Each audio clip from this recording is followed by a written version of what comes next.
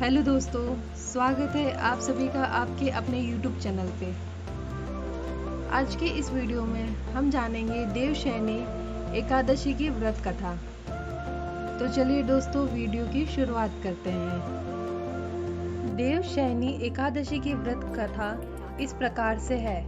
धर्मराज युधिष्ठिर ने कहा, हे केशव, आषाढ़ शुक्ल एकादशी का क्या नाम है? इस व्रत के करने की विधि क्या है और किस देवता का पूजन किया जाता है? तब श्री कृष्ण कहने लगे कि हे युधिष्ठिर, जिस कथा को ब्रह्मा जी ने नारद जी से कहा था वही मैं तुमसे कहता हूँ। एक समय नारद जी ने ब्रह्मा जी से यही प्रश्न किया था। तब ब्रह्मा जी ने उत्तर दिया कि हे नारद, तुमने कलयुगी जीवों के उद्धार के लिए बहुत उत्तम प्रश्न किया है, क्योंकि देवशयनी एकादशी का व्रत सब व्रतों में उत्तम है। इस व्रत से समस्त पाप नष्ट हो जाते हैं और जो मनुष्य इस व्रत को नहीं करते वे नरक गामी होते हैं। इस व्रत के करने से भगवान विष्णु प्रसन्न होते हैं। इस एकादशी का नाम पद्मा है। अब मैं तुमसे एक पौराणिक कथा कहता हूँ, तुम उसे मन लगाकर सुनो।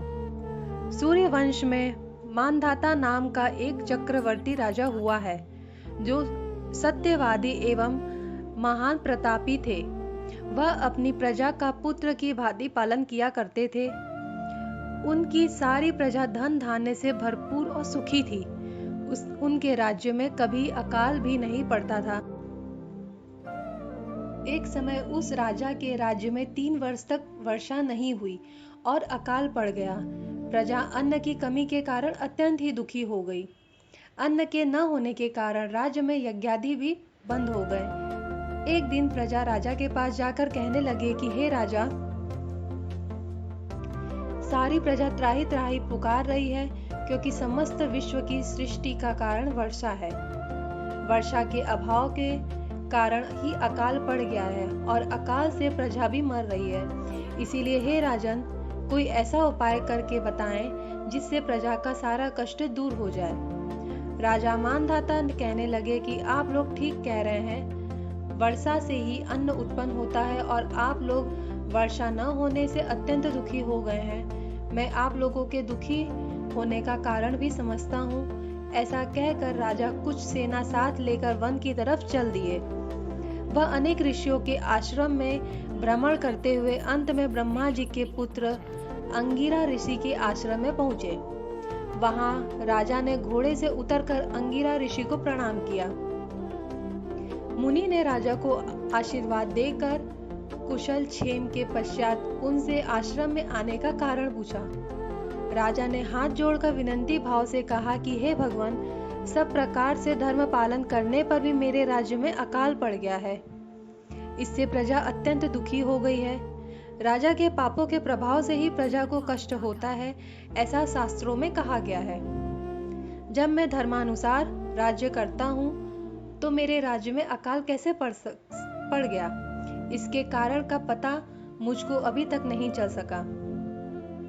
अब मैं आपके पास इसी संदेह को लेकर आपके पास आया हूँ। कृपा करके मेरे इस संदेह को दूर कीजिए, साथ ही प्रजा के कष्ट को दूर करने का कोई उपाय भी बतलाइए।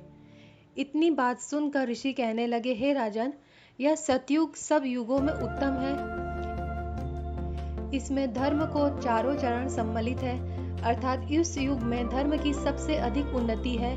लोग ब्रह्मा की उपासना करते हैं और केवल ब्राह्मणों को ही वेद पढ़ने का अधिकार है। ब्राह्मण ही तपस्या करने का अधिकार रख सकते हैं, परंतु आपके राज्य में एक शूद्र तपस्या कर रहा है। इसी दोष के कारण आपके राज्य में वर्षा नहीं हो रही। इसलिए यदि आप प्रजा का भला चाहते हो तो उस शूद्र का वध कर दीजिए। इस पर राजा कहने लगे कि महाराज, मैं उस निरपराध तपस्या करने वाले शूद्र को किस तरह मार सकता हूँ? आप इस दोष से छूटने का कोई दूसरा उपाय बतलाइए। तब ऋषि कहने लगे, हे राजन, यदि तुम अन्य उपाय जानना चाहते हो तो सुनो।